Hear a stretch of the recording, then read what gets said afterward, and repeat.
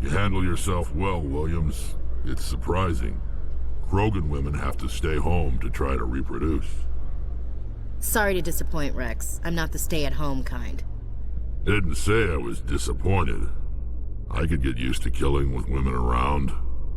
Gives the fight a different flavor.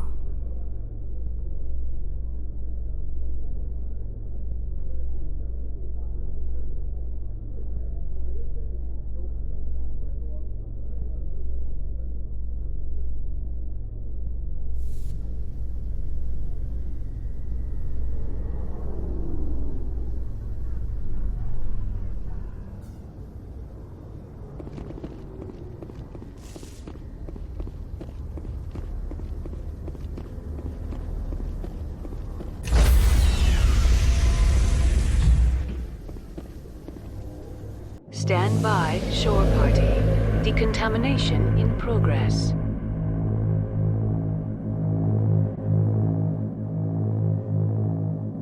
Decontamination in progress. I heard what happened to Captain Anderson. Survives 100 battles and then gets taken down by backroom politics. Just watch your back, Commander. Things go bad on this mission, you're next on their chopping block. Captain Anderson should be the one in charge. It's like I'm stealing the ship from him. Yeah, the captain got screwed. But it's not like you could have stopped it. Nobody's blaming you. Everyone on this ship's behind you, Commander. 100%. Intercom's open. If you got anything you want to say to the crew, now's the time.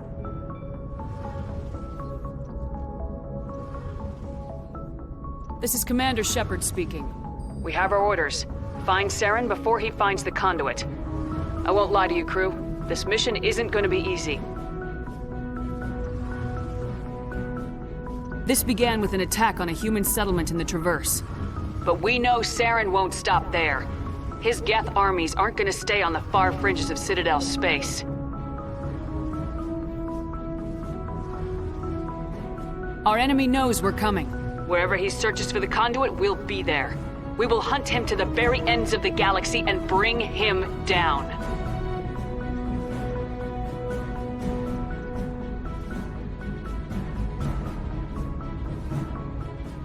Humanity needs to do this. Not just for our own sake, but for the sake of every other species in Citadel space. Saren must be stopped, and I promise you all, we will stop him. Well said, Commander. Captain will be proud. The captain gave up everything so I could have this chance. We can't fail. Yes, ma'am.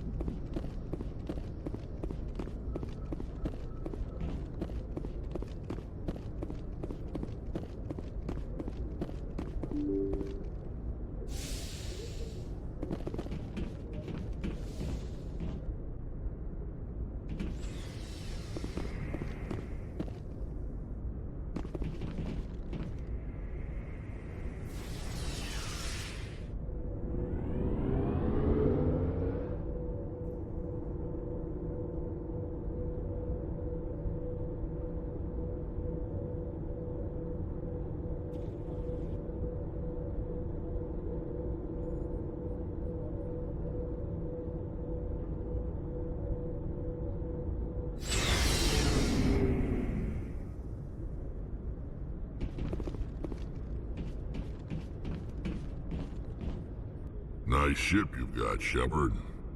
What can I do for you? What's your story, Rex? There's no story. Go ask the Quarian if you want stories.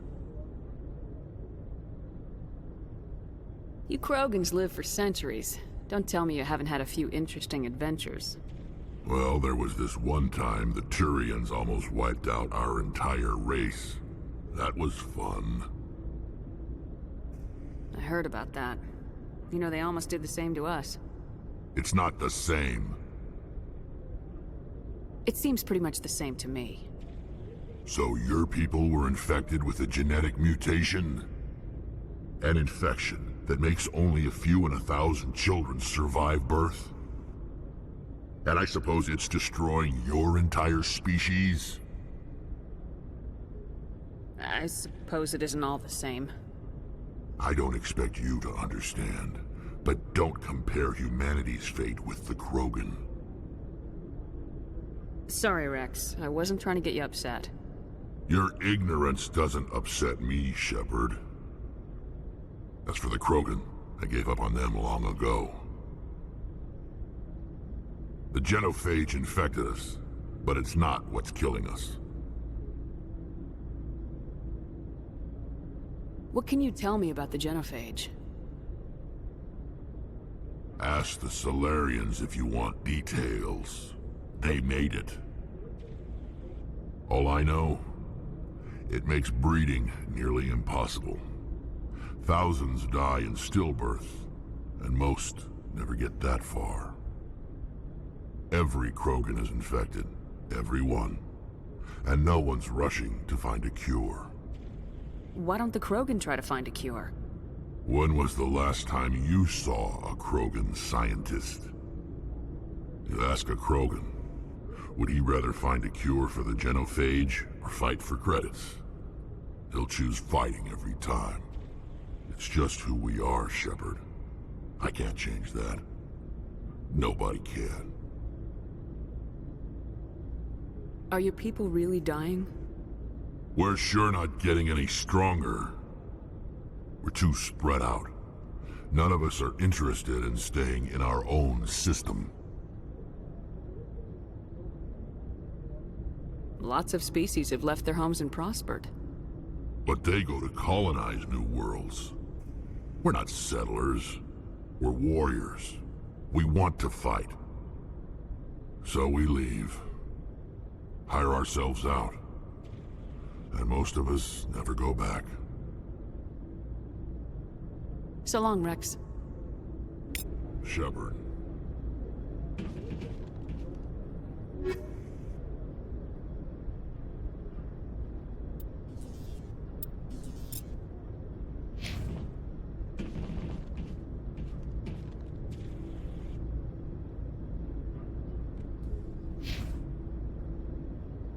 Commander? What's your opinion of the last mission? Kinda wish you'd got there sooner, Commander. No offense, I appreciate the rescue. I just wish...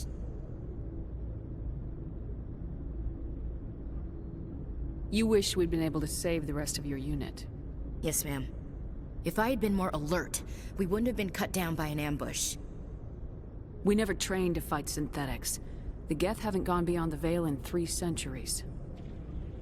Our training's supposed to make us able to adapt. I'll make sure it doesn't happen again.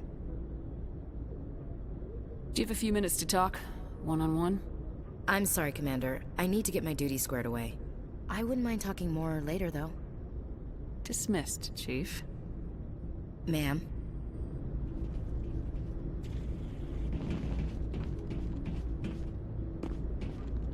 Thanks for bringing me on board, Commander. I knew working with the Spectre would be better than life at CSEC. Have you worked with the Spectre before? Well, no, but I know what they're like. Spectres make their own rules. You're free to handle things your way. At CSEC, you're buried by rules. The damn bureaucrats are always on your back. Being a Spectre does have its advantages. Exactly my point. If I'm trying to take down a suspect, it shouldn't matter how I do it, as long as I do it. But CSEC wants it done their way. Protocol and procedure come first. That's why I left. So you just quit because you didn't like the way they do things? There's more to it than that. It didn't start out bad, but as I rose in ranks, I got saddled with more and more red tape. CSEC's handling of Saren was typical. I just couldn't take it anymore. I hate leaving. I hope you made the right choice. I'd hate for you to regret it later. Well, that's sort of why I teamed up with you. It's a chance for me to get off the Citadel, see how things are done outside CSEC. Either way, I plan to make the most of this. And without CSEC headquarters looking over my shoulder, well, maybe I can get the job done my way for a change. As long as you do your job well, you're free to go about your business as you see fit. Thank you, Commander.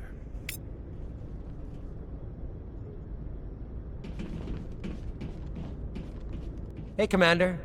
Looking for some extra supplies before you head out? What have you got? Whatever you want. Armor, weapons, mods. It's not standard Alliance issue, but that's not necessarily a bad thing. Well, as long as you don't mind paying for it. Why should I pay you for my weapons and armor? My stuff doesn't come from the Alliance. I have to purchase it myself, and it's not cheap. Hell, the licenses alone have set me back more than I'd like. But no licenses, no goods. Without the goods, I'm out of a job. What are licenses? Why do you need them? Manufacturers sell licenses. Each license allows me to buy and sell a certain brand of products. I already have several basic ones, but you'll need to buy more if you want me to bring in different brands. Many of the best licenses are hard to get, but they're well worth the cost if you can find them. What do the different manufacturers offer? There are too many for me to keep track of, but each license will explain what it's good for. How often will you get new items?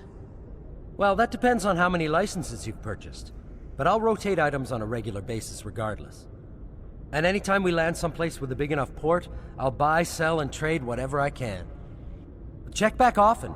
I need to move items quickly, so only the most basic items will be stocked consistently. Let's see what you got. You bet, Commander.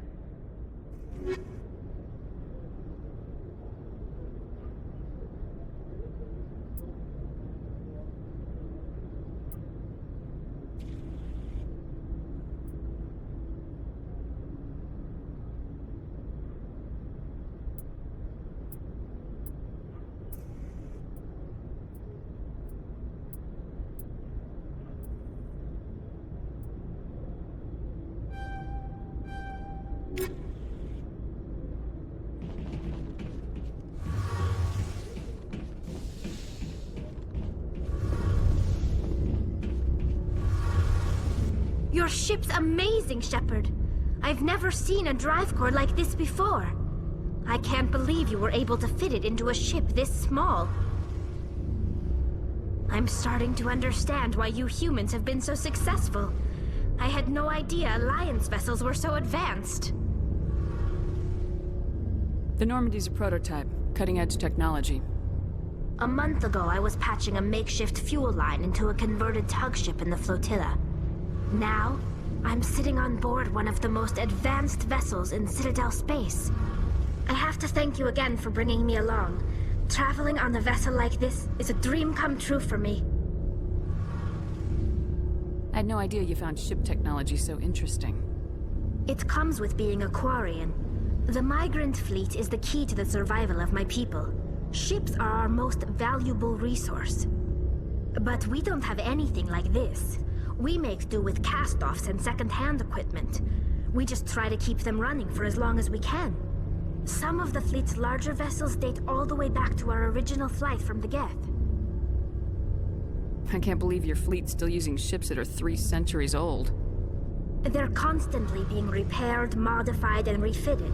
They aren't pretty, but they work. Mostly. We've tried to make ourselves as independent as possible on the flotilla, grow our own food, mine and process our own fuel. But some things we just can't make on our own. A patch to maintain the hull integrity requires raw materials we just don't have. That's why our pilgrimages are so important.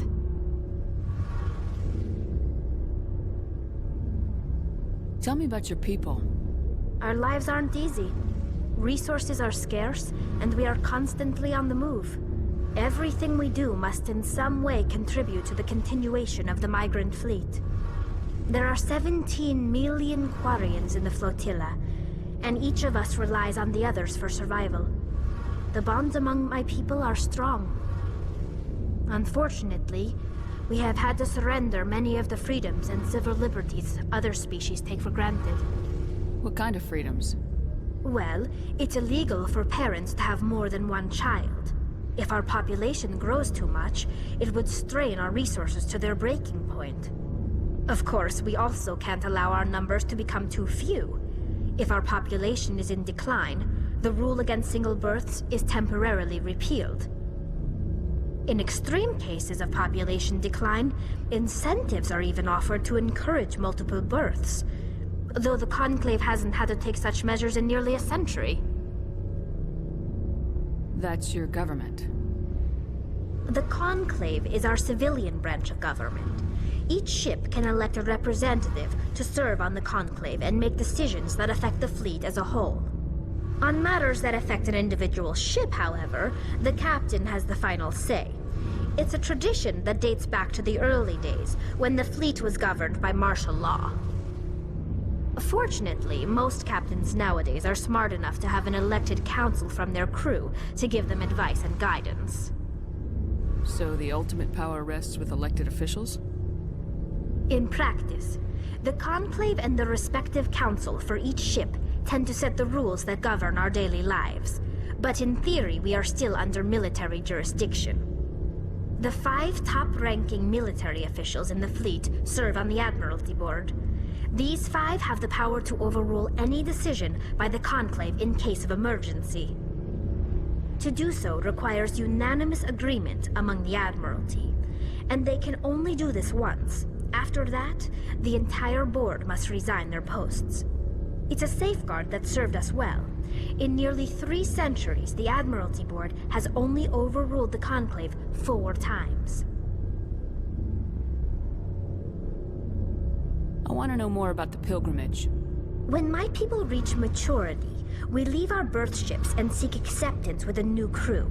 It's necessary to maintain genetic diversity among the fleet. But no ship wants to accept someone who will be a burden on them. So, to prove our worth, we embark on a pilgrimage. We set out alone, leaving the flotilla and our families behind us. We only return once we have found something of value we can bring back to the fleet. This is presented as a gift to the captain of the respective ship we wish to join. If the gift is accepted, we are welcomed into the crew. Can a captain choose to reject the gift? That doesn't happen often. Most captains are eager to increase the size of their crew. It increases their own standing in our society. Even when the gift is not particularly valuable, the captain usually accepts it out of a sense of tradition. However, there is a stigma to presenting a substandard gift.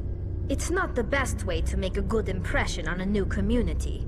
Most pilgrims don't return until they find something worthwhile. I can't believe they just send you off alone.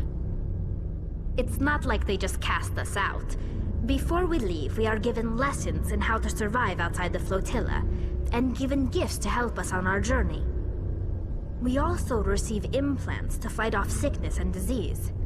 Generations of living in an isolated and highly controlled environment have left our immune systems weaker than most.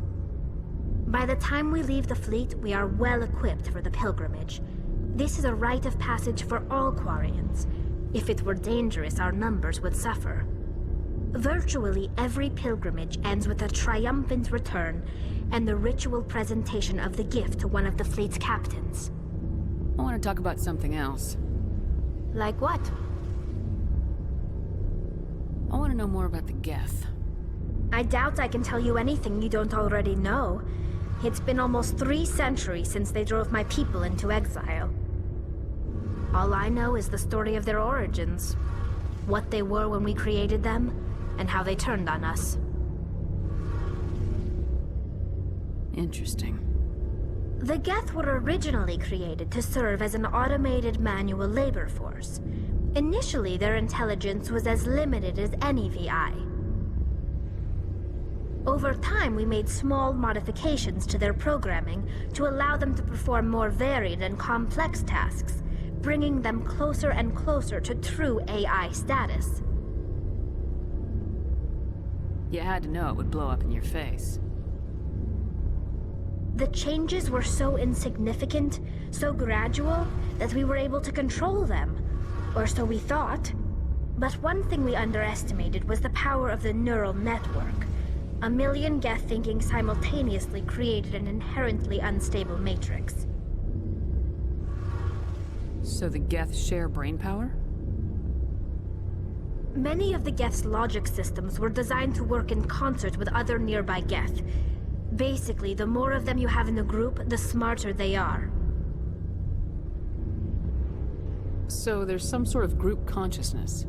No, nothing like that. They cannot share sensory data or information. Their programming cannot handle that much simultaneous input. Each Geth maintains an individual awareness and identity. The neural network only operates on a process-based level. It's basically the synthetic equivalent of a subconscious.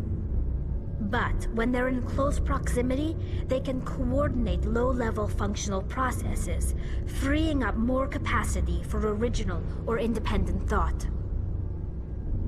What made them rebel? As we built more and more Geth, their effective intelligence became more sophisticated, more abstract. One day, a Geth began to ask its Quarian overseer questions about the nature of its existence. Am I alive? Why am I here? What is my purpose? As you can imagine, this caused a near panic among my people. What did you do? It was inevitable the newly sentient Geth would rebel against their situation. We knew they would rise up against us, so we acted first. A general order went out across all Quarian-controlled systems to permanently deactivate all Geth. The Geth responded to this order violently.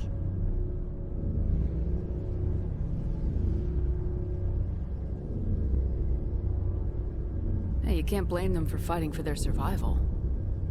We had no other choice. The Geth were already on the verge of revolution. By acting quickly, we had a chance to end the war before it began. The hope was that most of the Geth would still be little more than machines, incapable of organized resistance. But they had progressed much further than anyone anticipated. The war was long and bloody. Millions upon millions of Quarians died at their hands. In the end, we were forced to flee our own homeworld. We feared the Geth would pursue us, but they never came beyond the Veil. Now we drift through space, exile searching for a way to reclaim what was once ours.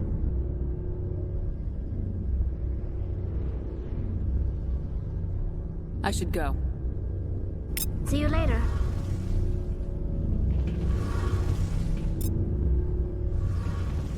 Hey, Commander, you know that Quarian, Tali?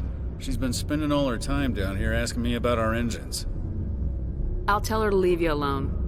What? No, she's amazing. I wish my guys were half as smart as she is. Give her a month on board and she'll know more about our engines than I do. She's got a real knack for technology, that one. I can see why you wanted her to come along. I figured she'd be a real asset to the team. You got an eye for Tali, Commander, but I'm guessing that's not why you came down here. Fill me in on the IES stealth system. How does it work exactly? You can't hide a ship out in space. They emit too much heat and radiation. Too easy for sensors to pick them up, unless you find a way to capture those emissions. So our stealth systems trap the energy we give off in storage sinks built into the ship itself. No emissions to give away our location. Eventually the sinks have to be vented. More than a few hours silent running and they overheat. Cook us inside our own hull. There's no way for anyone to detect us? A visual scan can still pick us up. Anyone looking out a window can see us plain as day. But you have to be pretty close to get an actual visual out in space. Most vessels rely on scanners. As long as the stealth systems are engaged, they can't see us. Not unless we accelerate to FTL speeds. Why doesn't it work with faster-than-light travel? Cranking up to FTL blue shifts our emissions, pushes them into frequencies too high to capture in the sinks. As soon as we make the jump, it's like setting off a flare. Sensors can pick up our location whenever we enter or exit FTL flight, but for short-range missions, our stealth systems are amazing, and we've got the only one. Where else have you served, Adams? If you name a class of Alliance ship, I've probably served on it. Everything from dreadnoughts and carriers right down to frigates like the Normandy. My last assignment was on the Tokyo, only a cruiser, but she was a good ship. Couldn't hold a candle to the Normandy, though. I want to know more about the Normandy. She's the best ship I've ever served on, probably the fastest vessel ever designed, and she's the only one using the new Tantalus drive core. What's so special about the Tantalus drive core? Proportionally, it's about twice the size of any other vessel. Not only are we faster, but we can run at FTL speeds longer before we have to discharge the core. Carry on, Adams. Aye, aye, Commander.